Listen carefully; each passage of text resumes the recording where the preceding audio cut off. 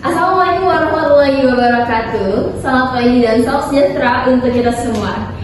Yang terhormat kepada Bapak dan Ibu pimpinan, juga yang saya hormati teman-teman lintas generasi maupun yang segenerasi, dari yang masih nungguin data kejelasan sampai yang ada tagihan listrik di rumah.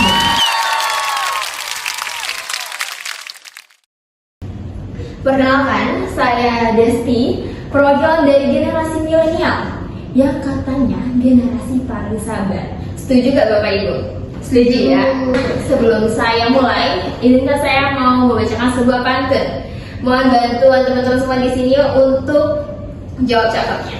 Beli jus strawberry di depan kampus. Cakep. Yang beli antri menunggu. Artinya apa tuh? Katanya Gen Z ngeluh stres terus. Lawang milenialnya aja lah, majalah tiap minggu.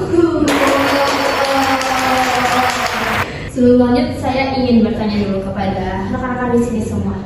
Siapa yang pernah bilang kalau misalnya Gen Z itu mentalnya lemah, mentalnya kalau misalnya diomelin dikit sama atasan, bawaannya pengen resign, nggak bisa disenggol sedikit, apa-apa kena mental. Siapa? Adakah di sini?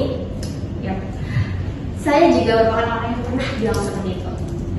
Tapi pernah suatu ketika saya lagi ingin mengirim pesan ke teman rekan kerja saya. Tapi entah kenapa itu pesan gak kekirim, alias pending. Saya udah matiin data, nyalain wifi, nyalain datanya lagi, restart HP, jaringan juga udah 5G. Tapi saya bingung, ini kenapa ya? Akhirnya saya nyerah. Saya panggil anak saya yang Gen Z itu. Dia tolong sini coba bantu. Ini kenapa ya? HP mama kok nggak bisa kirim pesan, padahal wifi udah kencang, jaringan udah aman. Dilihat, diambil HP saya dan dilihat. Lama kemudian dia ketawa. Saya bingung. Kok dia malah ketawa? Apa yang lucu di dalam HP saya gitu kan? Akhirnya kata dia gini, aduh bu, ini gimana pesan mau kekirim kalau misalnya masih nyalain mode pesawatnya terus. Di situ saya sadar bahwa gap generasi bukanlah tentang umur, melainkan tentang bagaimana kita beradaptasi dengan perubahan. Saudara-saudara, seperti yang saya tahu minggu sebelumnya, istilah Strawberry Generation pertama kali muncul di Taiwan. Masyarakat di sana menganggap bahwa anak-anak muda Taiwan itu merupakan anak muda yang gampang rapuh, seperti buah stroberi, manis di luar tapi lembek di dalam. Dan tak kenapa generasi Strawberry Generation itu akhirnya melekat pada Gen Z, terutama di negara kita, Indonesia. Mereka menganggap kalau misal anak muda itu terlalu banyak drama, terlalu berlebihan. Ini semua saudara-saudara faktor karena perkembangan teknologi. Perkembangan teknologi yang menyebabkan mereka jadi stres, putus asa, dan juga selalu membandingkan diri dengan orang lain. Mereka memiliki prinsip. Apa prinsip yang saya pengen dengar? Ya, work-life balance. Antara karir dan juga pekerjaan, antara karir dan juga kehidupan itu seimbang. Banyak sekali generasi sebelumnya yang mengomentari prinsip Gen Z ini, seolah-olah prinsipnya itu dapat dikatakan sebagai tanda kemanjaan. Ini salah saudara-saudara. Justru kita harus belajar dari prinsip mereka. Kalau prinsip kita pada generasi milenial itu kan work hard, party hard, kerja keras untuk hasil yang juga memuaskan. Tapi setelah dipikir, ternyata kita selama ini seperti dipekerjakan. Kita tidak melihat, kita tidak terbuka dengan diri kita sendiri. Kita harus bercermin dengan prinsip Gen Z ini. Gimana prinsipnya? Antara emosional dan juga pekerjaan, kehidupan itu harus seimbang. Kita tidak bisa membawa diri kita terus. Berdasarkan dari hasil penelitian yang saya baca dari IGPSATD menunjukkan, mereka menganalisa hasilnya Gen Z memiliki tingkat ketahanan mental rendah 4%, tingkat ketahanan mental rendah 8,8% dan tingkat ketahanan mental tinggi ternyata 87,1%.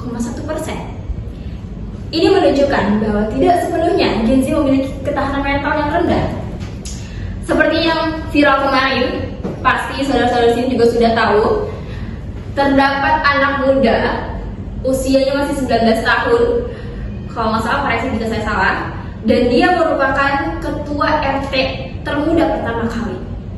Ini contoh, saudara-saudara, ini contoh bahwa generasi Z itu bukan hanya beraninya membual di sosial media. Ini sangat menginspiratif sekali, saudara-saudara. Dia kreatif, suportif, dan juga inovatif pada keluarganya. Kita harus belajar daripada generasi Z ini. Mereka memiliki kecerdasan emosional yang sangat baik. Mereka seimbang antara karir dan juga kesehatan mentalnya.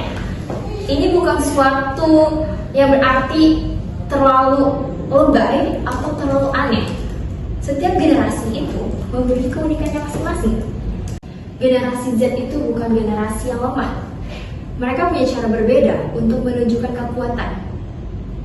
Menangis bukan berarti lemah, melainkan sebagai ekspresi diri dan menunjukkan jati diri kita. Jadi, sudah waktunya kita stop untuk menjudge Gen Z sebagai generasi strawberry atau strawberry generation. Kita bisa ubah menjadi smoothie generation, perpaduan dari berbagai macam yang menjadikannya jadi lebih kuat. Untuk para Gen Z di sini, teruslah jadi diri kalian dengan versi terbaik, tetap inovatif, kritis juga manusiawi.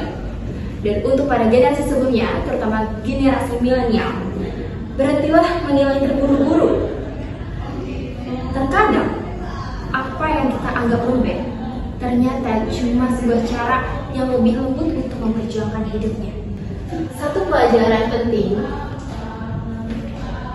kekuatan bukan diukur dari seberapa kuat kita tahan banting, tapi dari seberapa kita jatuh dan kita bangkit lagi tanpa kehilangan jati diri. Baik saudara-saudara, karena tadi di awal ada pantun, kayaknya kurang afdol kalau saya tutup tanpa pantun. Jadi izinkan saya untuk pantun sekali lagi, boleh? Oke, terima kasih. Naik sepeda pergi jauh, Cakep. pulangnya punya stroberi. Cakep. Generasi Z bukan generasi yang rapuh, tapi generasi yang ngerti diri. Sungguh kasihan hidup tanpa kasih. Cukup sekian dan terima kasih. Jika ada yang ingin didiskusikan lebih lanjut, jangan lupa untuk matikan mode pesawat. Wassalamualaikum warahmatullahi wabarakatuh.